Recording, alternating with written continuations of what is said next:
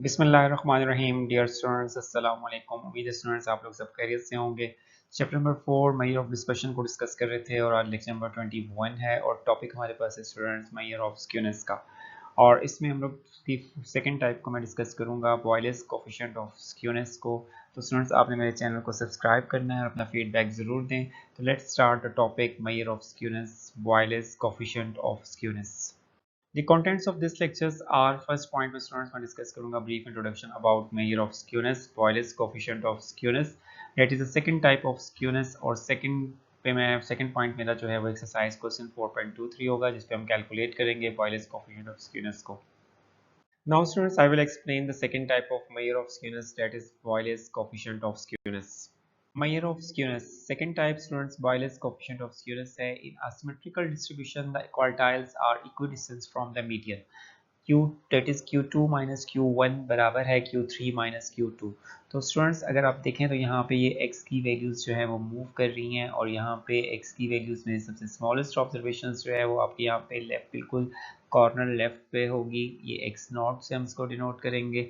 और right corner पे बिल्कुल आपके पास मैक्सिमम ऑब्जर्वेशंस फॉल कर रही होगी, this is the maximum value of x values, ठीक है। और आपके पास जो मीडियन है वो बिल्कुल दरमियान में फॉल कर रहा होगा और इसको हम डिनोट कर सकते हैं, it is also denoted by Q2। और ये आपके पास 50% data to the left of the median और 50% data to the right of the median.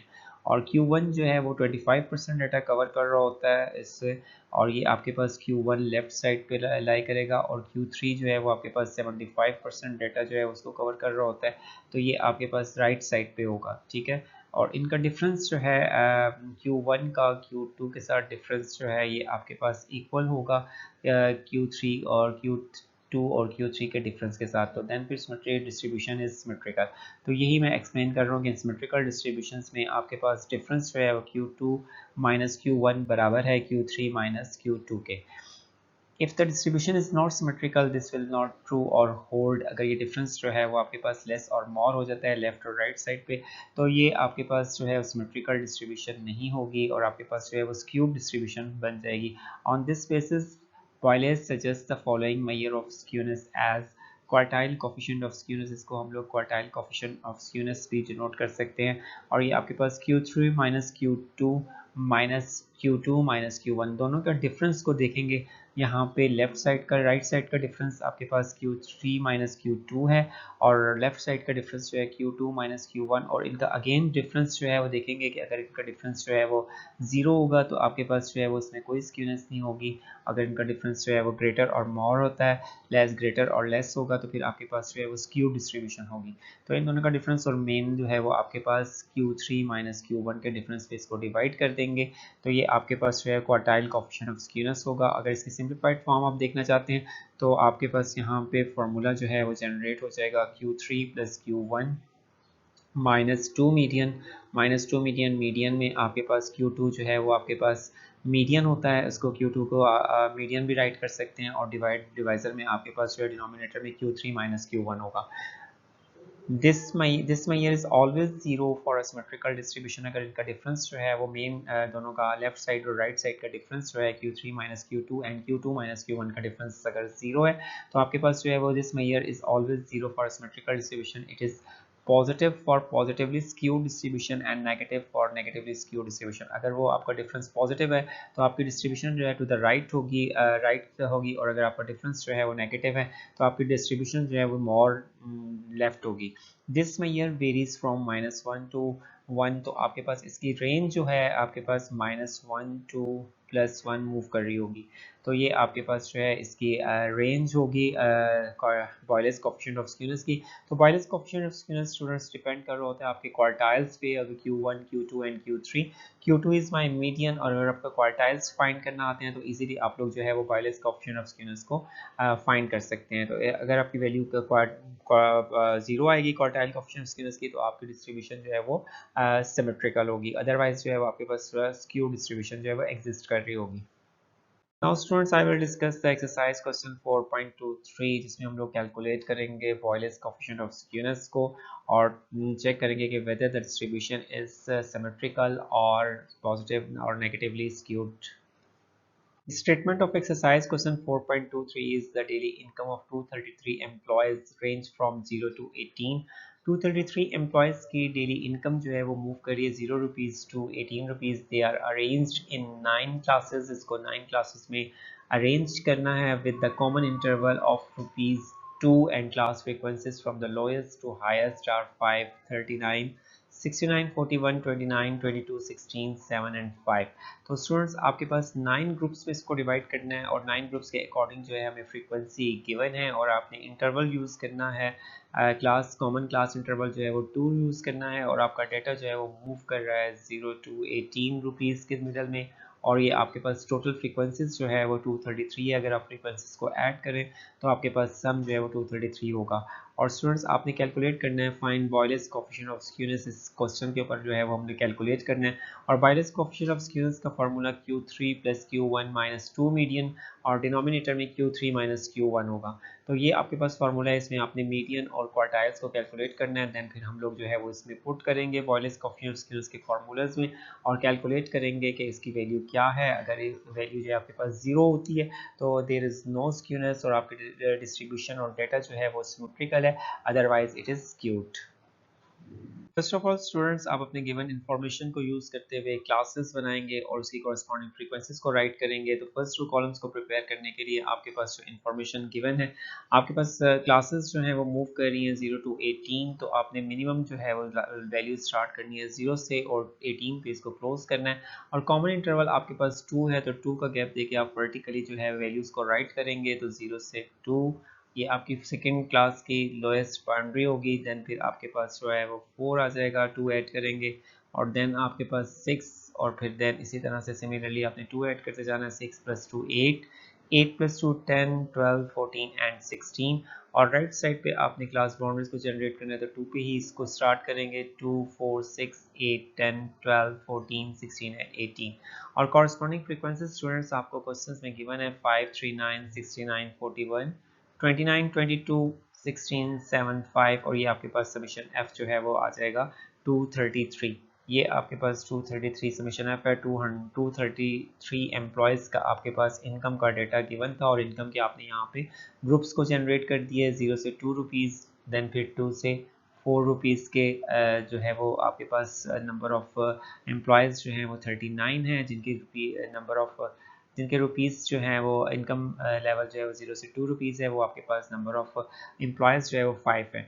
तो देन फिर हमने मीडियन जो है उसको फाइंड करना है अपने बॉयलेस कोएफिशिएंट ऑफ स्क्यूनेस के लिए और मीडियन का फार्मूला स्टूडेंट्स राइट साइड पे मैंने राइट किया है फॉर ग्रुप डेटा के लिए। तो आपके पास मीडियन का formula L + H/F × n/2 - C और मीडियन के लिए आपको स्टूडेंट्स क्लास बाउंड्रीज को और कम्युलेटिव फ्रीक्वेंसी को जो है वो मेंटेन करना है। तो इसके कॉलम्स को प्रिपेयर करने के लिए कम्युलेटिव फ्रीक्वेंसी का कॉलम प्रिपेयर करेंगे और फर्स्ट फ्रीक्वेंसी आपके पास CF जो है वो सेम होगी और इसमें आप नेक्स्ट वैल्यू जो है वो ऐड करेंगे 39 को और 39 जब आप ऐड करेंगे तो ये आपके पास आंसर आ जाएगा 44 और सिमिलरली आपने जो है वो नेक्स्ट फ्रीक्वेंसी को 44 में ऐड करना है 69 को, आंसर 113 होगा। नेक्स्ट 41 ऐड करेंगे 154, 29 ऐड करेंगे 183, देन फिर 22 ऐड करेंगे 205, 16 को ऐड करेंगे 221 और फिर 7 को ऐड करेंगे 228 और फिर 5 को ऐड करेंगे 233। तो this is the way of calculating the cumulative frequency. Then फिर स्टूडेंट्स आप लोगों ने फॉर्मूले में n/2 आइटम्स को कैलकुलेट करना है। तो फर्स्ट ऑफ ऑल आप n/2th वैल्यू को कैलकुलेट करेंगे और अपनी क्लास को फाइंड करेंगे कि where the median value of median lie. तो n/2th वैल्यू में n आपके पास टोटल नंबर ऑफ एम्प्लॉयज़ हैं विच इज़ 233 को डिवाइड करेंगे 2 पे और आपके पास आंसर आ जाएगा 116.50। 116.50 को आपने कम्युलेटिव फ्रीक्वेंसी में चेक करना है कि वेयर इट लाई।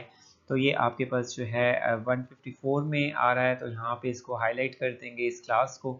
यहाँ पे मीडियन जो है फॉल कर रहा होगा। ये आपके पास जो है क्लास है 6 to 8 और यहाँ पे आपके पास ये 41 और 54।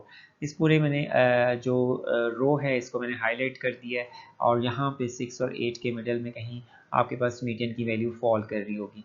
तो इसको कैलकुलेट करने के लिए आपके यहाँ पे सबसे पहले लोअर बाउंड्री आपके पास यहाँ पे 6 होगी। Lower boundary is equal to 6 और फ्रीक्वेंसी आपके पास जो है 41 है और प्रीसीडिंग क्लास की कम्युलेटिव फ्रीक्वेंसी आपके पास 113 है। इसको ऑलरेडी हम लोगों ने चैप्टर नंबर 3 में डिस्कस कर लिया था। और इन वैल्यूज़ को फाइंड करने के बाद now putting the values of L, F, C and H. H आपका 2 था, फार्मूले में पुट कर देंगे और आपने यहाँ पे फार्मूले में वैल्यू को पुट कर देना है। एल आपका 6 पुट कर दें, एच आपका इंटरवल 2 है और 41 आपकी फ्रीक्वेंसी है पर्टिकुलर क्लास की जो आपने क्लास हाईलाइट की है। n/2 की वैल्यू हमने फाइंड की थी 116.50 और इसको हम लोग c से डेविएट कर देंगे, माइनस करेंगे 113 से और इसको कैलकुलेट करने के बाद आपके पास आंसर आएगा मीडियन का 6.17। तो this is the way of calculating the value of median जो कि फॉल कर रही है आपकी इस पर्टिकुलर ग्रुप में जिसको आपने हाईलाइट किया था 6 और 8 के मिडल में। तो so it is correct. This is ये आपके पास मीडियन की वैल्यू आ गई using for group data. For Bowley's coefficient of skewness के लिए स्टूडेंट्स कैलकुलेट करेंगे द वैल्यू ऑफ Q1 और Q1 का formula L plus h by f into n by four minus c. Columns हमारे पास ऑलरेडी जो है वो प्रिपेयर्ड फॉर्म में मौजूद हैं। तो सबसे पहले हम लोगों ने n बाई फोर्थ आइटम की वैल्यू को कैलकुलेट करना है। n बाई फोर जो है वो आपके पास यहाँ पे 233 को डिवाइड करेंगे आप 4 पे, क्वार्टाइल्स में हम 4 पे डिवाइड करते हैं, आंसर आपके पास आ जाएगा 58.25। और 58.25 को आपने चेक करना है इन कम्युलेटिव फ्रीक्वेंसी में और ये आपके पास जो है फॉल कर रहा है 113 में, 113 की क्लास में, कम्युलेटिव फ्रीक्वेंसी में ये 113 में आ रहा है। और इस क्लास को आपने स्टूडेंट्स हाईलाइट कर देना है। तो ये आपके पास 4 से 6 और यहाँ पे 69 और ये कम्युलेटिव फ्रीक्वेंसी 133। इस पूरे जो आपके पास रो है इसको हाईलाइट कर देंगे। यहाँ पे Q1 की वैल्यू जो है इसको फाइंड करेंगे। तो यहाँ पे आपके पास स्टूडेंट्स लोअर बाउंड्री जो है वो आपके पास L आपके पास यहाँ पे 4 होगा और फ्रीक्वेंसी आपके पास 69 है, एफ जिसे हम डिनोट करेंगे, और सी कम्युलेटिव फ्रीक्वेंसी जो है that is the preceding class की फ्रीक्वेंसी जो है वो कम्युलेटिव फ्रीक्वेंसी आपके पास सी होगा। और फिर आपने ये वैल्यूज़ को यूज़ करना है फॉर्मूला में। तो now the putting the values of L equal to 4, F equal to 69 and C equal to 44 and H equal to 2 in the formula। तो Q1 में आपने वैल्यूज़ को पुट कर दिया 4 + 2 over 69 into 58.25 जो कि हमने n/4 की वैल्यू ऑलरेडी कैलकुलेट कर ली थी उसको पुट करेंगे और फिर 44 से माइनस कर देंगे, ये 44 आपकी C है। और देन फिर डिवाइड करके इसको मल्टीप्लाई करेंगे, डिमैस रूल को अप्लाई करेंगे और Q1 की वैल्यू को फाइंड करेंगे। ये आपके पास Q1 की वैल्यू स्टूडेंट्स 4.41 होगी और ये आपकी जो है इसी क्लास में लाई कर रही होगी, 4 और 6 में ही लाई कर रही है। तो this is the value of Q1 for group data. For Bowley's coefficient of skewness के लिए स्टूडेंट्स हम कैलकुलेट करेंगे Q3 that is the upper quartile और उसका फार्मूला upper quartile for group data is Q3 equal to L plus h by f into 3n/4 minus c. और students हम given columns को ही जो है वो यूटिलाइज करेंगे Q3 के लिए। Class boundaries frequency and cumulative frequencies के कॉलम्स जो हैं वो ऑलरेडी हम प्रिपेयर कर चुके हैं। तो हम लोग सबसे पहले जो है वो फॉर्मूले में 3n/4 की वैल्यू को जो है वो कैलकुलेट करेंगे। 3n/4 और n आपके पास जो है वो समीशन f है और n की वैल्यू आपके पास यहाँ पे स्टूडेंट्स यूज़ करेंगे 233 और ये आपके पास 233 एम्प्लॉयज़ का डेटा 3 से मल्टीप्लाई करेंगे और 4 पे डिवाइड कर देंगे और आपके पास आंसर आ जाएगा 174.75। और इसको आपने कम्युलेटिव फ्रीक्वेंसी के कॉलम में जो है इसको फाइंड करना है कि वेयर इट लाई। तो आपके पास 174 जो है वो आपके पास लाई कर रहा है 183 में और ये कॉलम जो है इस रो को हम हाईलाइट कर देंगे और यहाँ पे हमारे पास जो है Q3 की वैल्यू जो है फॉल कर रही होगी। तो ये मैं आपके पास यहाँ पे 8 से 10 और यहाँ पे आपके पास ये 929 और 183, ये आपके पास रो जो है हाईलाइटेड फॉर्म में आप इसको पेंसिल से हाईलाइट कर सकते हैं या किसी भी हाईलाइटर से इसको हाईलाइट कर लें। और यहाँ पे आपके पास वैल्यू जो है वो L की L आपके पास लोअर बाउंड्री है which is equal to 8। Frequency आपके पास स्टूडेंट्स 29 होगी और उसके बाद आपके पास C जो है वो प्रीसीडिंग क्लास की फ्रीक्वेंसी आपके पास 154 है, जो क्लास आप हाईलाइट करेंगे उससे प्रीसीडिंग क्लास की कम्युलेटिव फ्रीक्वेंसी को C कहेंगे। और सिमिलर पैटर्न जैसे आपने मीडियन और Q1 को कैलकुलेट किया है उसी पैटर्न पे हम Q3 को कैलकुलेट करेंगे और देन फिर आप लोगों ने पुट करनी है वैल्यूज़ को L equal to 8, F equal to 29 and C equal to 154 और कॉमन इंटरवल जो है वो H2 in the formula use करेंगे Q3 इक्वल टू 8 + 2/29 और 174.75 इससे 3n/4 की वैल्यू है, इसको यूज़ करेंगे यहाँ पे 3n/4 की वैल्यू और माइनस कर देंगे c से 154 से, और देन फिर आपने इसको डिवाइड करके मल्टीप्लाई करना है और आपका फाइनल आंसर जो है वो Q3 का 9.43 है, जो कि इस पर्टिकुलर क्लास में ही फॉल कर रहा होगा यहाँ पे 8 से 10 के मिडल में। तो that is the value of Q3 जो कि हम यूज़ करेंगे बॉयलेस कोफिशिएंट ऑफ स्क्यूनेस के फार्मूला में और कैलकुलेट करेंगे स्क्यूनेस की वैल्यू को। Now putting the value of the Q1, Q2 and Q3 in Boyle's coefficient of skewness formula में, और ये हमारे पास formula Q3 + Q1 - 2 median over Q3 - Q1, इसको यहाँ पे वैल्यूज को पुट करेंगे और कैलकुलेट करेंगे बॉयलेस कोफिशिएंट ऑफ स्क्यूनेस की वैल्यू को। और यहाँ पे Q3 की वैल्यू जो है स्टूडेंट्स मैंने राइट साइड पे यहाँ पे ऑब्टेन रिजल्ट्स में राइट की है, विच इज़ 9.43। Q1 जो है हमारे पास 4.41 है, -2 फार्मूले का, और मीडियन की वैल्यू जो ऑलरेडी हम कैलकुलेट कर चुके हैं 6.17, और डिनोमिनेटर में आपने Q3 और -Q1 करना है। Q3 की वैल्यू 9.43 और माइनस कर देंगे यहाँ पे 4.41 से, और आपके पास आंसर आ जाएगा न्यूमिनेटर में 1.50 और डिनोमिनेटर में 5.02, और इसको डिवाइड करेंगे और देन आपके पास जो फॉर्मूले में आंसर आएगा बॉयलेस कोफिशिएंट ऑफ स्क्यूनेस का 0.30, तो इट इज़ पॉजिटिव। तो we can say that the distribution follows the skew positively skew distribution. तो ये पॉजिटिवली स्क्यू डिस्ट्रीब्यूशन होगी। अगर इसका आंसर जो है वो 0 होता तो देयर इज नो स्क्यूनेस और डिस्ट्रीब्यूशन जो है वो आपकी सिमेट्रिकल होती। तो यहाँ पे आपकी वैल्यू जो है वो 0 से ग्रेटर है और पॉजिटिव है, तो आपके पास यहाँ पे जो आपके पास डिस्ट्रीब्यूशन जो भी आपको डेटा गिवन था वो आपका स्क्यूड है और पॉजिटिवली स्क्यूड है। तो this is the Boyle's coefficient of skewness. In this lecture, students, I have discussed the concept of measure of skewness और इसकी second type Boyle's coefficient of skewness को डिस्कस किया, इसके फॉर्मूले को डिस्कस किया, और देन फिर हमने एक्सरसाइज क्वेश्चन पे अप्लाई किया और कैलकुलेट किया Boyle's coefficient of skewness की वैल्यू को, और चेक किया whether the data is follow the symmetrical distribution और skewed distributions। तो इंशाल्लाह स्टूडेंट्स आपके साथ मुलाकात होगी नेक्स्ट लेक्चर में, और नेक्स्ट लेक्चर के लिए अल्लाह हाफिज़, अपना ख्याल रखिएगा, और स्टूडेंट्स आपने मेरे चैनल को सब्सक्राइब करना है और अपना फीडबैक ज़रूर दें। ओके स्टूडेंट्स, थैंक यू, अल्लाह हाफिज़।